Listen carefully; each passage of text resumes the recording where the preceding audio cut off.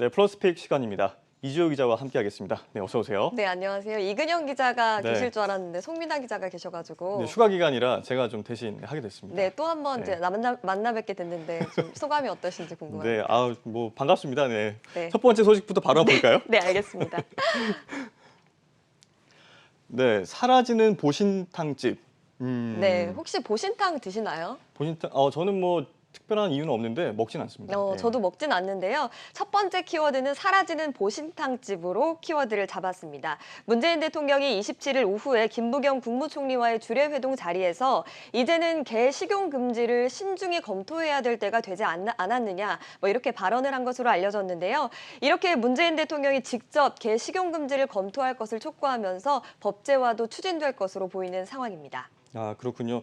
법제화가 추진된다라는 거는 기존에 있던 그런 입장과 조금 달라졌다고 보여지는데요. 네, 맞습니다. 2018년에 청와대 국민청원이 하나 올라왔었는데요. 개를 가축에서 제외해달라 뭐 이런 입장이었습니다. 그때 청와대는 현실적으로 소비가 줄고 있기 때문에 점진적으로 그 추세에 맞춰서 가고 있긴 합니다. 하지만 관련 종사자들의 생계 대책도 필요하다 이렇게 언급한 것으로 알려졌는데요. 하지만 최근에 반려동물 양육이 늘어난 것이 이렇게 입장 변화의 원인으로 좀 보이고 있습니다.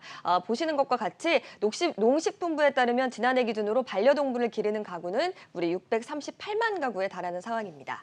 그렇군, 638만 가구면은 꽤 많은 가구가 반려동물을 기르고 있는 건데 네. 그렇다면 이제 차기 주자들 입장에서도 이런 반려인들의 표심 이것도 굉장히 중요할 것 같아요. 그러면서 대선을 앞두고 있는 이런 또 반려동물 공약 이런 것들도 좀 있을 것 같은데요. 네, 맞습니다. 문재인 대통령을 비롯해서 뭐 이재명 경기도지사는 사회적 합의를 통해서 개식용 금지를 추진하겠다 이렇게 밝혔고요. 또 이낙연 전 더불어민주당 대표는 집권 후 1년 이내에 육견 산업 금지를 추진하겠다고 밝혔고 앞으로 대선 주자들도 조만간 반려동물 관련 공약을 계속해서 내놓을 것으로 보이는 상황입니다. 네, 그렇군요. 이 개고기 그 식용을 금지한다라는 것을 법제화하는 거는 이게 뭐 어려운가요? 쉬운 일인가요? 어려운 일인가요? 어떤가요? 어려운 일이라고 좀 생각이 됩니다. 현행법은 일단 개 등 반려동물의 식용 금지를 따로 명문으로 조항을 두고 있지는 않습니다. 하지만 개고기는 두 법의 사각지대에 놓여 있는 상황인데요. 일단 식품위생법상 식품 등의 기준 사항에도 포함되지가 않고요.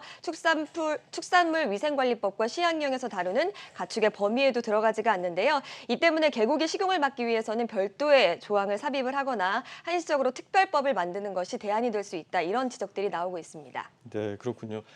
반대 입장도 저희가 좀 한번 살펴봐야 되잖아요. 네. 이게 개하고 또 관련이 돼 있는 그런 사업들을 하시는 분들 입장에서는 이게 좀 달갑진 않을 수도 있겠어요. 네. 이 부분은 또 어떻게 좀 봐야 될까요? 혹시 배달 앱에서 개고기 판다고 생각하시나요? 저는 그걸 주문해서 시켜먹는 거는 생각도 못 해봤고 네. 그런 것도 없을 것 같은데 어때요? 저도 찾아보니까 개고기를 파는 곳이 좀 없었습니다. 이렇게 이미 배달앱 시장에서도 개고기 같은 경우는 퇴출이 된 만큼 개 관련 산업 종사자들의 반발이 끊이지 않을 것으로 보이는 상황입니다. 업계에 따르면 국내 배달 대행 서비스 앱들은 원칙적으로 야생동물로 조리된 식품이나 혐오식품을 판매하지 않고 있었는데요. 그래서 사회적 합의를 이끌어내기 위해서는 현재 개고기 관련 산업 종사자들의 이직과 또 전업에 대해서 좀 지원이 필요하다 이런 지적들도 나오고 있는 상황입니다.